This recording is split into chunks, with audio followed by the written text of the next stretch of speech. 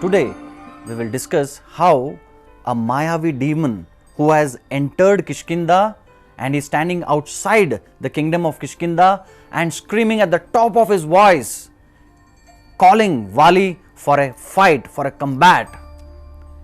Now, after cautioning Vali that it may be a trick of somebody, but still Vali decides to go out and fight with this demon who is a Mayavi demon. Now a Mayavi demon has screaming that please come out, you coward Vali, you feel, you think you are the powerful personality in this world, you please come out and fight against me, then you will come to know the prowess about myself.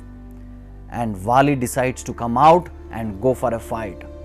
And Vali takes out his Gada and comes out, and Sugriva accompanies Vali. And as soon as Vali comes out of his kingdom, he sees this Mayavi demon, and to his surprise, Mayavi demon, as soon as he sees Vali, immediately starts running.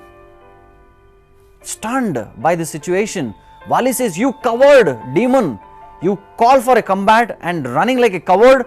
And Vali also starts running behind this coward demon. And Vali runs behind the demon, and Sugriva tells, "My dear brother, I also want to be with you." And Sugriva runs behind Vali. And they run and run and run. And finally, the Mayavi demon enters a huge, dark, deep cave. And Sugriva cautions Vali, "My dear brother, looks like there is some danger because this particular mountain has a deep, dark cave. Better you should not enter." Vali says, "Come on, Sugriva, you know the power of your brother. I am going to go inside and kill this demon and then only come back. Until then, you be here." Sugriva pleads to Vali, "My dear brother, I also want to come with you and help you, assist you." And Vali says, "You don't know my power? Please wait here outside the mountain, outside the cave, and wait for me." And with this instruction, Vali enters the deep, dark cave. And Sugriva is bewildered because he's just waiting for his brother's return. Hours pass by, days pass by. It was almost like a month, and there is no tinge of any clue that Vali is coming out. And Sugriva has not had anything. Vali had nothing, but just went inside the cave. And Sugriva is just standing outside the cave and waiting, what will happen to my brother? And after many, many days, suddenly one day, Sugriva hears a huge cry of Vali, "Sugriva!" And after that, Sugriva understands that Vali is in danger. And within no time, there is a huge gush of flow of blood comes out of the cave. And Sugriva hears the voice of Vali and sees that there is a gush of blood flow outside the cave. And Sugriva understands that Vali is no more. Vali is dead. And Sugriva understands that this Mayavi demon is very dangerous, because in the entire world there was no one who could fight and kill Vali. But here, this Mayavi demon has killed my brother. So this Mayavi demon is definitely very dangerous. So now Sugriva thinks, now Vali is dead. Now somehow I have to protect Kishkinda. Then he thinks, what should I do? Then finally he gets an idea that he brings a crag of mountain and just blocks the way, the pathway of the cave. And he makes sure that the demon cannot come out. And he goes back to Kishkinda. And he is very sad and he is crying literally. As soon as Sugriva goes back to Kishkinda, Sugriva's wife, Vali's wife and all the ministers ask Sugriva, "My dear sir, what happened?" And Sugriva explains the plight, the situation of Vali. And everyone consoles Sugriva that yes, this is what has happened. Now there is no way there is no use in just thinking about Vali and crying, because now Kishkinda needs a king.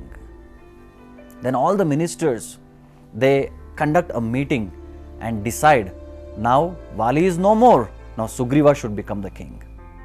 And they come and propose Sugriva that, my dear sir, you should become the king now. And Sugriva says, this Kishkinda belongs to Vali, my elder brother, and he is the person who is qualified to sit on the throne. How can I sit? And ministers counsel him and convince Sugriva that no, a kingdom should always have a king. If there is no king, enemies can attack and destroy the kingdom. So we are in need of a leader. We are in need of a king. So then they convince Sugriva that you should become the king. And Sugriva finally accepts and he starts ruling Kishkinda. Sugriva is ruling the kingdom. All the citizens, ministers, they are happy. And to the surprise of the entire Kishkinda, one day, suddenly, Vali enters the kingdom. And Vali enters and looks at Sugriva sitting on the throne, enjoying the royal service to him. Vali becomes wild. So Vali, he was tired, he was weak, but he was furious. And Vali immediately screams, Sugriva, you are a cheater.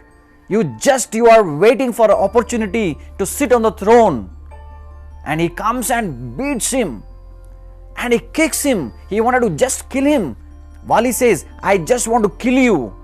But you are my brother. So I will give you one opportunity. Just get lost. Just run away. Save your life. And Sugriva is trying to explain, Vali, my dear brother, please hear my story. Vali says, don't talk. You are just waiting for the opportunity for me to die and take over the throne. Now I don't want to hear you. And he slaps him, beats him and kicks him. And finally, Sugriva had to flee, to run away to save his life. And finally, Sugriva runs away. Now let us make an analysis of the story. When we hear this story, from Sugriva's perspective, what Sugriva did is right. And when we hear the perspective from Vali, what Vali did is also right. Now the question is how can both Sugriva and Vali be right? Is it logical? No, this is not logical, but it is psychological. Friends, many times in our life, we also face the same situation. Here, Vali is a classic example of judgment without understanding. In our life, many times we also judge people, judge situation without proper understanding, without proper clarity. So when we analyze this story, we understand how the two best of friends ended up becoming two worst of enemies.